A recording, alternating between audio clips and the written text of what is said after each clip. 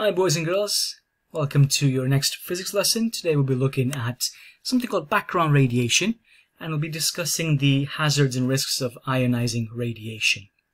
So in your fact book, this is the page we need, and we'll be talking about what background radiation is. We'll be talking about exposure to background radiation, and we'll be looking at how alpha, beta and gamma, their properties, affect the hazard that they cause. Before we start, let's start with a starter from last lesson, or last couple of lessons. Give yourself about 5 or so minutes, pause the video, and answer these in full sentences to the best you can.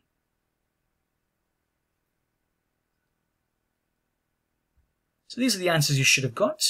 What's the Plum pudding model? Well, it's J.J. Thomson's Plum pudding model, and it was a sphere of positive charge with negative electrons dotted throughout it, a bit like a pudding, a bit like a plum pudding or raisin pudding or Christmas pudding, where the raisins represent electrons dotted randomly throughout. We now know that's not correct, but that was the idea at the time. Property of alpha. Well, alpha only travels a few centimeters in air. That's the range. It's least penetrating. It can't really go through much.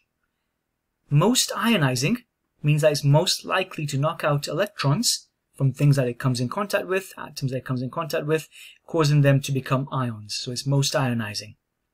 It's absorbed by paper. Beta can travel a few meters. It's medium penetrating. It can go through paper. It's medium ionizing, so it's not as likely as alpha to knock out electrons from atoms, but it's still got the ability, and it's absorbed by a few millimeters of aluminium. Gamma travels thousands of kilometers in air. It is the most penetrating. It will go through most materials. It's least ionizing. It's least likely to knock out electrons from atoms, forming them into ions. And gamma can be reduced by thick lead or very, very thick concrete. It takes quite a lot to actually absorb it. And Rutherford's experiment disproved, question answer number 1 from this, it disproved J.J. Thomson's Plum pudding model because he saw that most alpha particles went straight through the atom.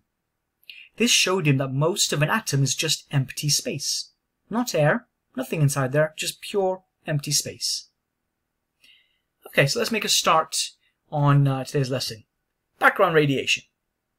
You might not know it, but there's radiation all around you.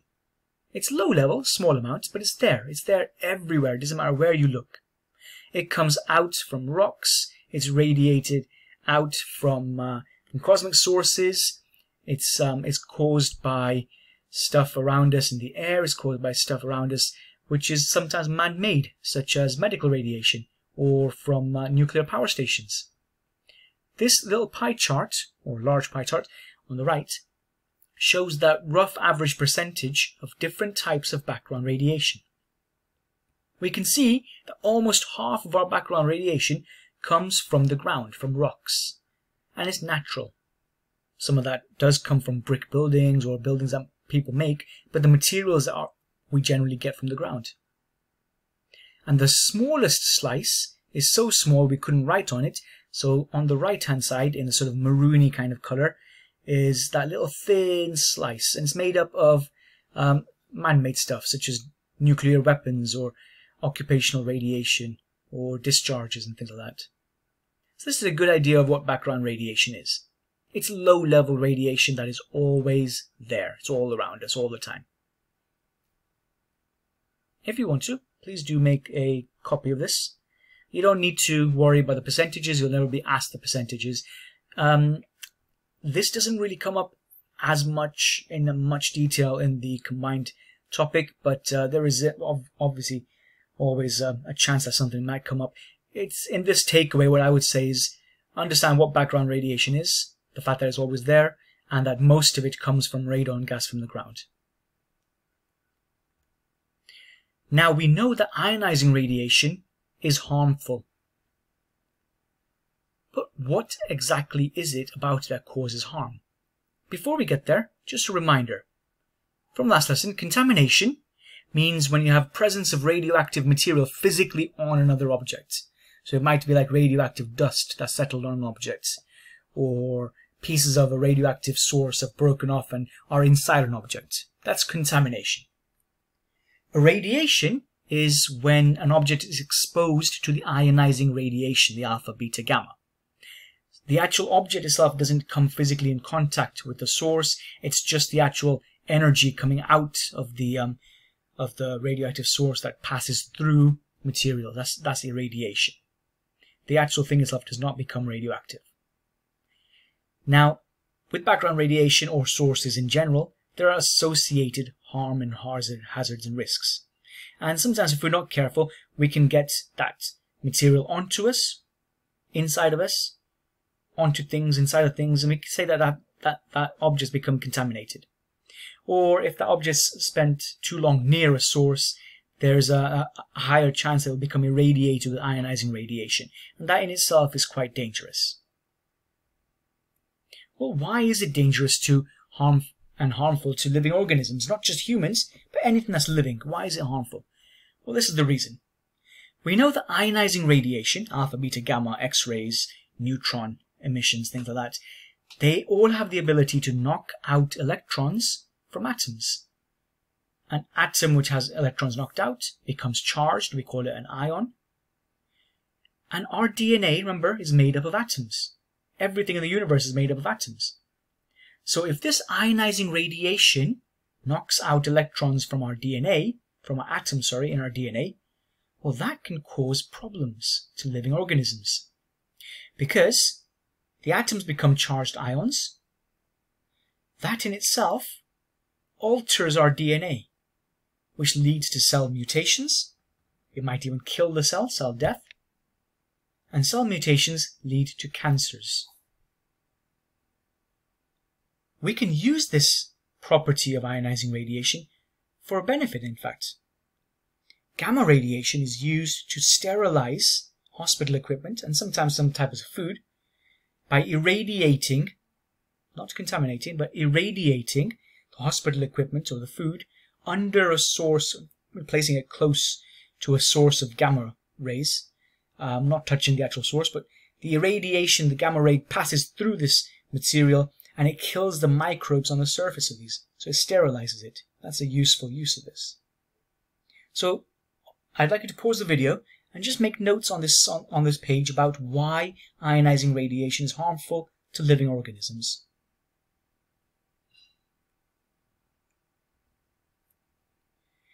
Now, where the actual source is also affects how harmful it can be to us. I'll give you an example. If something was contaminated with an alpha source, so remember we're talking about alpha here, if something was contaminated with an alpha source inside their body, this would be more harmful than a beta or gamma source inside the body. So the alpha inside is more harmful. And this is why. Out of the three, this is why. Alpha is most ionizing, so it's most likely to cause cell mutations. Alpha is least penetrating, so it's easily absorbed by the organs and tissue inside of our body. Once it's absorbed, it will cause those cell mutations. So alpha inside the body is most dangerous. Beta and gamma inside the body, less dangerous because they can easily exit the body. They're not stopped or absorbed by the skin or the organs. They've got a higher penetrating power. They can pass out of the body, whereas alpha stays in the body and is absorbed by the organs inside. On the other hand, if something was contaminated or irradiated with a beta source outside the body, that will be more harmful than an alpha source outside the body. So outside the body, beta or gamma is more dangerous than alpha. And here's the reason. Beta is more penetrating.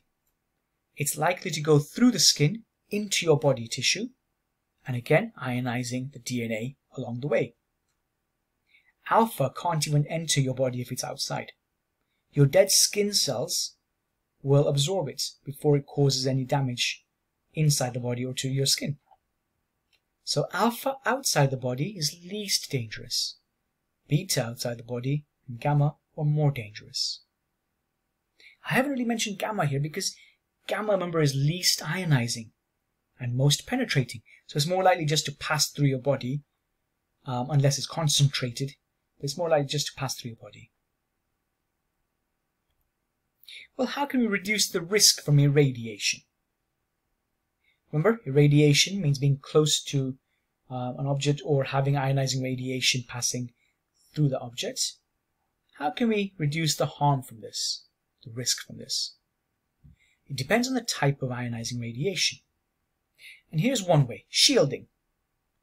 If you wear gloves, you don't touch the alpha radiation source, but the alpha radiation can't penetrate the gloves, so it can't enter your body.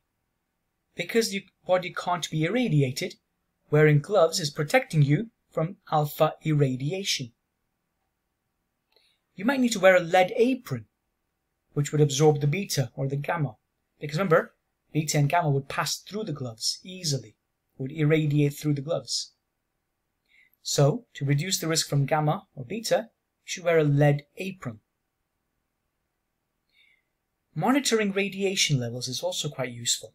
A Geiger-Müller counter counts the count rate, or a dosimeter tells you exposure levels.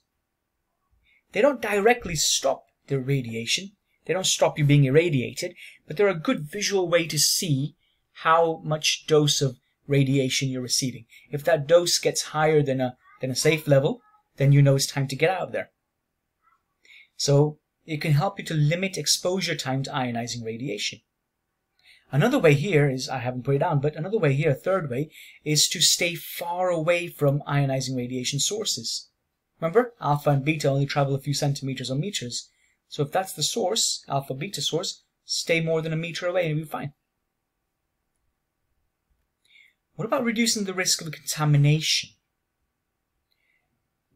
In this case, contamination is very dangerous. The radioactive atoms on the surface or inside the object begin to decay and they release large doses of ionizing radiation very close to the object or the body. In this case, you can wear protective gear. If you wear gloves or protective outer clothing, you're less likely to get that physically onto or into your body or physically onto your clothes. At the end of the day, you either sterilize or you throw away the protective clothing and you go home and you're not contaminated. Number 2 seems like a bit of a duh, but think about it. Don't use your hands to pick up the radioactive material. Use tongs, or tweezers, or whatever else is provided to do this. Here are some questions I'd like to have a go at based on what we've talked about so far. Give yourself a good sort of 10-15 minutes. Answer these in as much detail as you can, please, in full sentences. I'd like these to form part of your notes. Answers are coming up soon.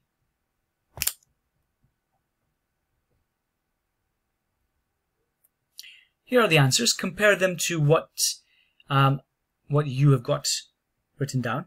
Please do correct any incorrect answers, because I do, like I said, want this to form part of your notes.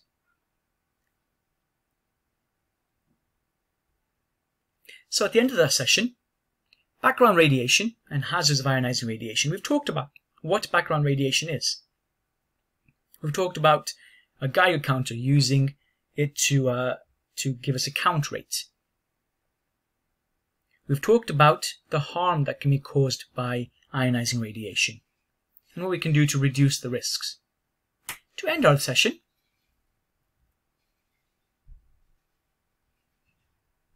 to finish off, I'd like you to have a go at these exam-style questions.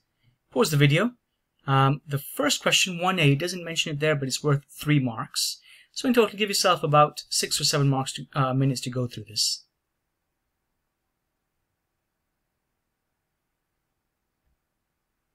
And here are the answers that you should have got. Again, compare them to your answers, correct anything that's incorrect, and I shall speak to you in the next lesson.